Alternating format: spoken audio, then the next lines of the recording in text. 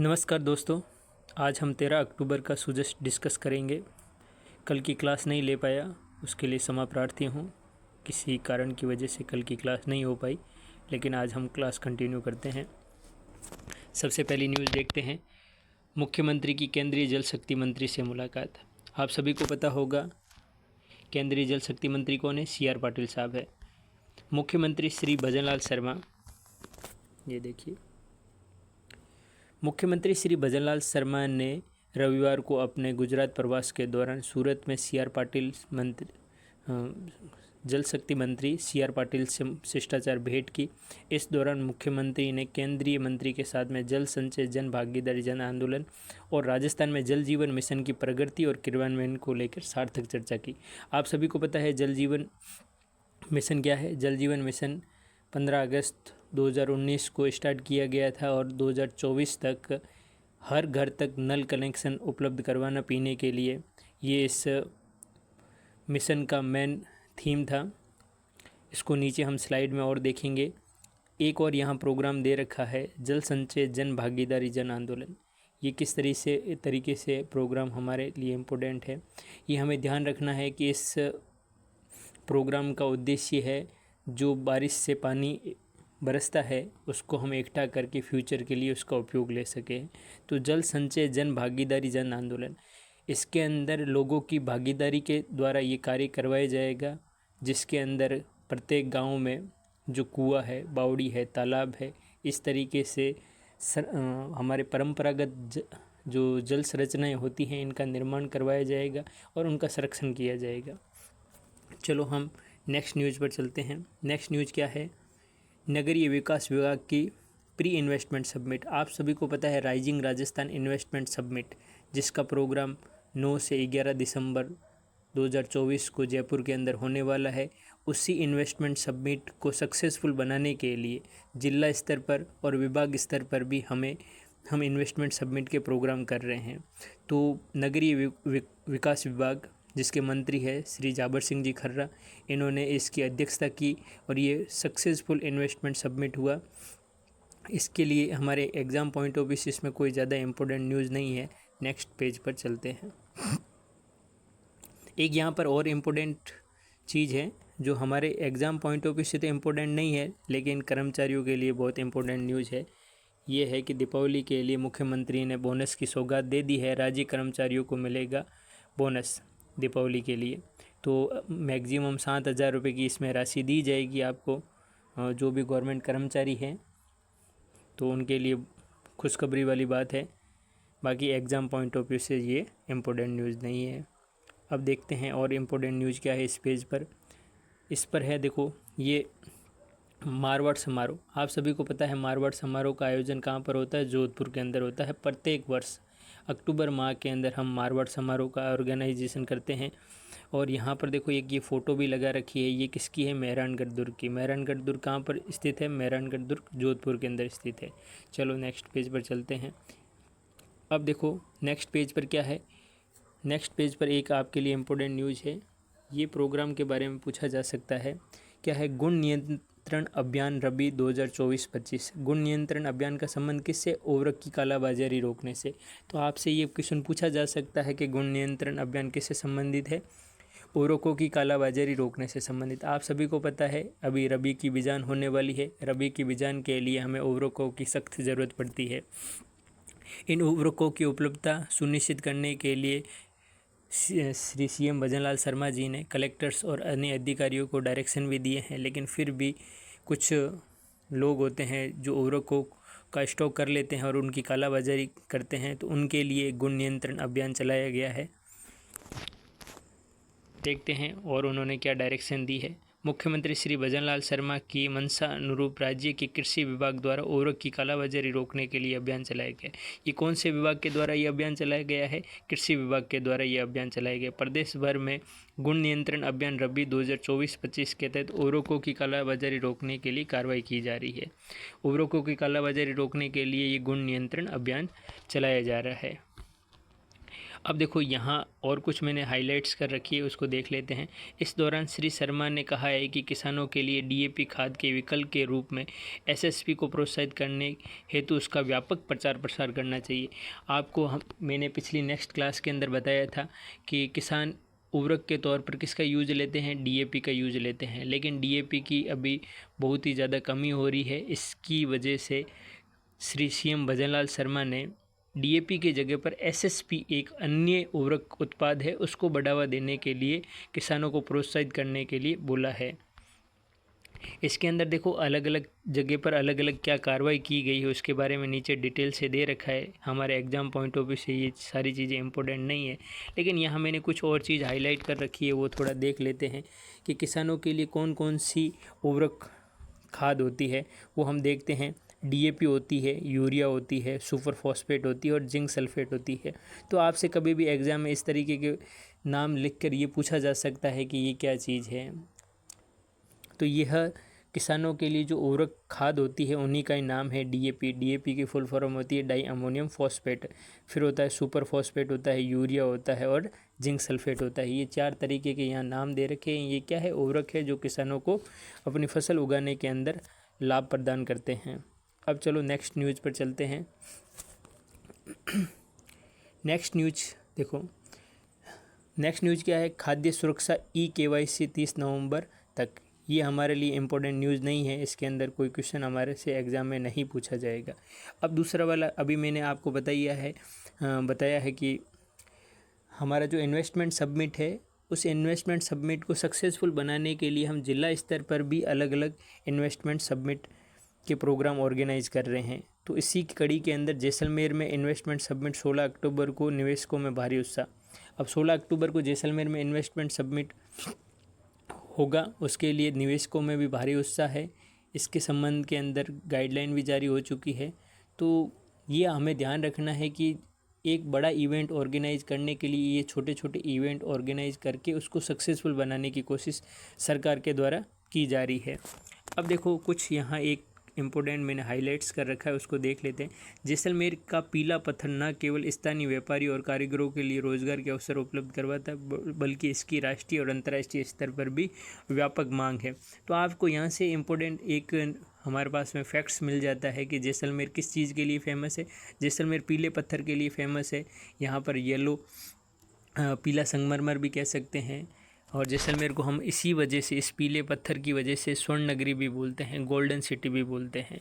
तो ये यहाँ पर आपके लिए इम्पोर्टेंट न्यूज़ है, और इसका हमें ध्यान रखना है कि एग्ज़ाम में इस तरीके का क्वेश्चन पूछा जा सकता है कि पीला पत्थर कहाँ पाया जाता है। तो पीला पत्थर जैसलमेर के अंदर पाया जाता है। इसके अंदर और कोई ज़्यादा इम्पोर्टेंट न्यूज़ नहीं है इस पूरे टॉपिक के अंदर। अब हम दूसरी नेक्स्ट न्यूज़ पर चलते हैं। नेक्स्ट न्यूज़ क्या है, वरिष्ठ नागरिक तीर्थ यात्रा योजना। वरिष्ठ नागरिक तीर्थ यात्रा योजना के तहत बीकानेर से रामेश्वरम के लिए रेलगाड़ी 14 अक्टूबर को रवाना होगी। आप सभी को पता है वरिष्ठ नागरिक तीर्थ यात्रा योजना पिछली सरकार के अंदर और उससे भी पिछली सरकारों के अंदर इस तरीके की योजना चलाई जाती रही है। तो इस वरिष्ठ नागरिक तीर्थ यात्रा योजना के अंदर क्या डिटेल है वो मैंने नीचे स्लाइड को ऐड कर रखा है, उसके अंदर हम देखेंगे। बस यहाँ ये अपने को ध्यान रखना है कि बीकानेर से रामेश्वरम के लिए एक रेलगाड़ी को 14 अक्टूबर को रवाना किया गया है। इसके अंदर सबसे इम्पोर्टेंट बात है कि इस योजना का नोडल डिपार्टमेंट देवस्थान विभाग है। कौन सा विभाग है? देवस्थान विभाग है। इसके बाद नेक्स्ट न्यूज़ पर चलते हैं। नेक्स्ट न्यूज़ में क्या है, राज्यपाल श्री बागड़े की तेलंगाना के राज्यपाल से शिष्टाचार मुलाकात। राज्यपाल बागड़े कौन है? हरिभाऊ बागड़े राजस्थान के नए राज्यपाल हैं। वो तेलंगाना की यात्रा पर थे और वहाँ पर उन्होंने तेलंगाना के राज्यपाल से मुलाकात की। अब ये देखो, ये दोनों की फ़ोटो है और ये यहाँ दोनों क्या कर रहे हैं, आपस में मुलाकात कर रहे हैं। देख लेते हैं। राज्यपाल श्री हरिभाऊ बागड़े की रविवार को हैदराबाद स्थित राजभवन में तेलंगाना के राज्यपाल श्री जिष्णुदेव वर्मा से मुलाकात की। यहाँ से एक और फैक्ट आपके सामने निकल कर आता है, वो भी आप ध्यान रख सकते हो कि तेलंगाना के नए राज्यपाल कौन है? श्री जिष्णुदेव वर्मा। आप इस चीज़ को विशेष तौर पर ध्यान रखना। बहुत बार किसी भी सेलिब्रिटीज़ का या किसी भी पर्सन का नाम दे देते हैं और पूछते हैं कि इसका संबंध किससे है या ये कौन है। तो जिष्णुदेव वर्मा है। जिष्णुदेव वर्मा तेलंगाना के राज्यपाल हैं। तो आपको ये ध्यान होना चाहिए, किसी भी एग्ज़ाम के अंदर इस तरीके का क्वेश्चन पूछा जा सकता है। अब देखो ऊपर कुछ स्कीम्स के नाम आए थे, कुछ योजनाओं के नाम आए थे, उसके संबंध में मैंने नीचे स्लाइड ऐड कर रखी है जो एग्ज़ाम के लिए बहुत इंपॉर्टेंट है। तो उस स्लाइड्स को हम देखते हैं। आज की जितनी भी न्यूज़ में जो जो योजनाएं आई थी, जो जो परियोजनाएं आई थी, जो मिशन आए थे, उनके बारे में हम नीचे की स्लाइड के अंदर थोड़ा डिस्कस कर लेते हैं, जिससे एग्ज़ाम के अंदर हमें हेल्प मिल सके। देखो, फर्स्ट वाली जो न्यूज़ है वो जल जीवन मिशन, ये जो मैंने येलो कलर के अंदर हाईलाइट कर रखा है वो जल जीवन मिशन के बारे में है। तो जैसा कि मैंने आपको बताया था, जल जीवन मिशन की शुरुआत कब होती है? 15 अगस्त 2019 को जल जीवन मिशन की शुरुआत होती है। ये देखिए यहाँ पर 15 अगस्त 2019 को जल जीवन मिशन की शुरुआत होती है और 2024 तक प्रत्येक घर तक हमें क्या उपलब्ध करवाना है? नल कनेक्शन उपलब्ध करवाना है। इस मिशन का सबसे इम्पोर्टेंट थीम है, या इस जो मिशन का उद्देश्य है ना, वो क्या है? 2024 तक प्रत्येक घर तक नल का कनेक्शन उपलब्ध हो।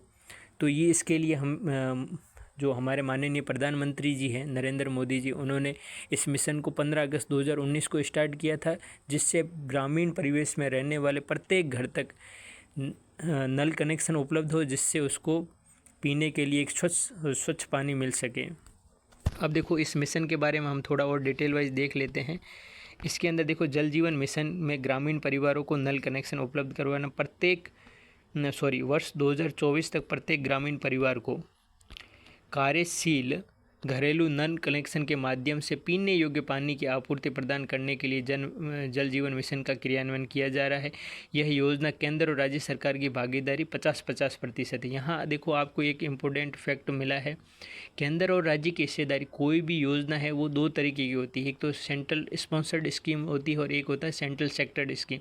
सेंट्रल स्पॉन्सर्ड स्कीम्स के अंदर केंद्र और राज्य दोनों के दोनों पैसा लगाते हैं, जबकि सेंट्रल सेक्टर्ड स्कीम के अंदर सिर्फ राज्य ही पैसा लगाता है। तो ये सेंट्रली स्पॉन्सर्ड स्कीम है, यहाँ केंद्र का भी पैसा लग रहा है और राज्य सरकार का भी पैसा लग रहा है। दोनों की हिस्सेदारी कितनी कितनी है? 50-50% की हिस्सेदारी है। वेरी वेरी इंपॉर्टेंट है, ये आपको ध्यान रखना है। बहुत बार एग्ज़ाम के अंदर आपसे फैक्ट में इस तरीके की चीज़ पूछ ली जाती है। तो केंद्र और राज्य की हिस्सेदारी का प्रतिशत कितना है? 50-50% है। ये जो भी पेज है, ये मैंने राजस्थान का इकोनॉमी सर्वे आता है उससे मैंने इस चीज़ को लिया है।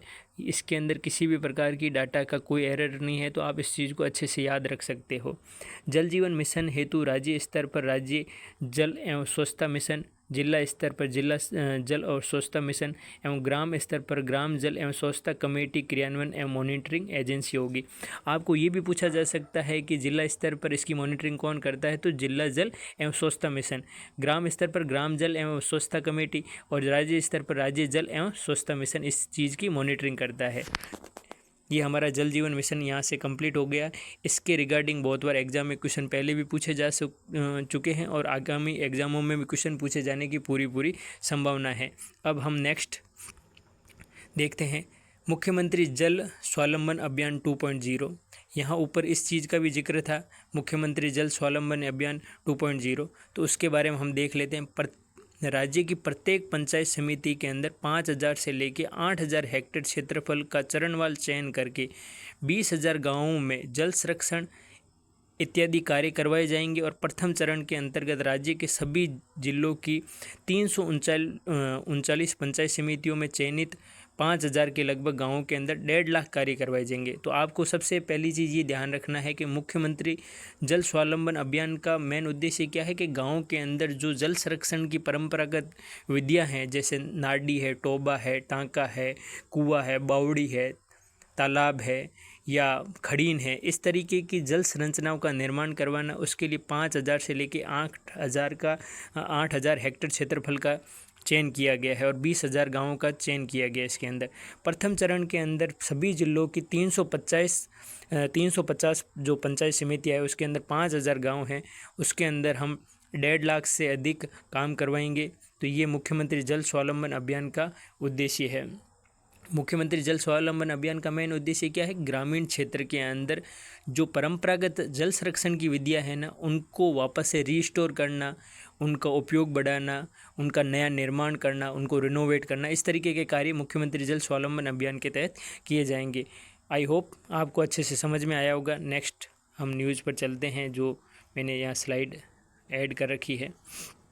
अभी मैं ऊपर जैसे आपको बता रहा था कि वरिष्ठ नागरिक तीर्थ यात्रा योजना, वरिष्ठ नागरिक तीर्थ यात्रा योजना का संबंध कौन से विभाग से? देवस्थान विभाग से है। तो वरिष्ठ नागरिक तीर्थ यात्रा योजना के तहत देखो, ये पूरी की पूरी जो न्यूज़ है ना, ये वरिष्ठ नागरिक तीर्थ यात्रा योजना से संबंधित है। अब देखो, वरिष्ठ नागरिक तीर्थ यात्रा योजना के अंदर जो 60 साल से अधिक उम्र के जो बुज़ुर्ग हैं, उनको राज्य सरकार अपनी तरफ से पैसे लगाती है, और जिसके तहत देश के 15 स्थानों का चयन किया गया है, जो तीर्थ स्थल है 15, वहाँ पर वो लोग घूमने के लिए जा सकते हैं। और विदेशी एक ही स्थल है काठमांडू नेपाल के अंदर, वहाँ पर वो यात्रा कर सकते हैं। काठमांडू के अंदर जो पशुपतिनाथ का मंदिर है, वहाँ पर वो उसकी यात्रा कर सकते हैं। इसके लिए 2-3 फैक्ट है जो आपको विशेष तौर पर ध्यान रखने हैं। वरिष्ठ नागरिक तीर्थ यात्रा योजना के अंदर मिनिमम आयु कितनी होनी चाहिए? 60 वर्ष होनी चाहिए। मिनिमम आयु हमें कितनी चाहिए? ऐसा व्यक्ति जिसकी मिनिमम एज 60 वर्ष हो चुकी है, वो व्यक्ति इस योजना का लाभ उठा सकता है, और अपने पूरे जीवन काल में इस योजना का एक बार ही लाभ उठाया जा सकता है। इसमें देश के भीतर 15 तीर्थ स्थलों का चयन किया गया, जबकि विदेशी एक ही स्थल है। वो कौन सा स्थल है? काठमांडू नेपाल के अंदर पशुपतिनाथ का मंदिर। तो विदेशी तो एक स्थल हो गया, और देश के भीतर कितने हो गए? 15 स्थल हो गए। मिनिमम एज कितनी चाहिए? 60 चाहिए। और इस योजना की शुरुआत 2013 के अंदर की गई थी, जो शुरुआत में रेलगाड़ी से ही तीर्थ यात्रा करवाई जाती थी, लेकिन 2016 के अंदर इसके अंदर हवाई यात्रा को भी ऐड कर दिया गया है। रेल यात्रा के तहत 30,000 व्यक्तियों का चयन किया जाता है, जबकि वायु यात्रा के द्वारा 6,000 व्यक्तियों का चयन किया जाता है। तो आपको वरिष्ठ नागरिक तीर्थ यात्रा योजना अच्छे से समझ में आ गई होगी। ये देखो, मैंने यहाँ पर नीचे डिटेल के अंदर सारी चीज़ें ऐड भी कर रखी है, आप उसको अच्छे से देख सकते हो। इस योजना में लाभार्थी की न्यूनतम आयु कितनी होनी चाहिए? 60 वर्ष होनी चाहिए। इस योजना की शुरुआत 2013 के अंदर रेल से, और 2016 के अंदर रेल और हवाई दोनों से की गई। इसमें देश के भीतर 15 जगहों का चयन किया गया है, जबकि विदेश के अंदर एक ही जगह का चयन किया गया है। हर साल 30,000 देश के भीतर और 6,000 विदेश यात्रा करने के लिए लाभार्थियों का चयन किया जाता है। और नोडल विभाग कौन सा है? देवस्थान विभाग है। तो आपको ये योजना बहुत अच्छे से समझ में आ गई होगी, और आपके एग्ज़ाम के लिए भी ये योजना बहुत इम्पोर्टेंट है। आज की क्लास को यहीं एंड करते हैं। कृपया करके मेरे इस चैनल को लाइक करें, सब्सक्राइब करें, जिससे मैं कंटिन्यूस ऐसे वीडियो बना सकूं। और मेरा टेलीग्राम ग्रुप भी है, मेंटर्स हब नाम से। आप PDF को प्राप्त करना चाहते हो तो मेरे इस टेलीग्राम ग्रुप